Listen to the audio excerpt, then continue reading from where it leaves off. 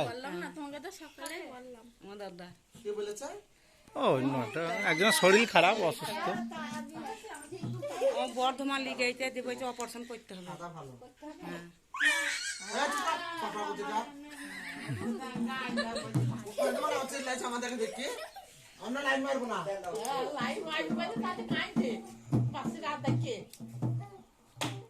জল লাগবে না মাসে।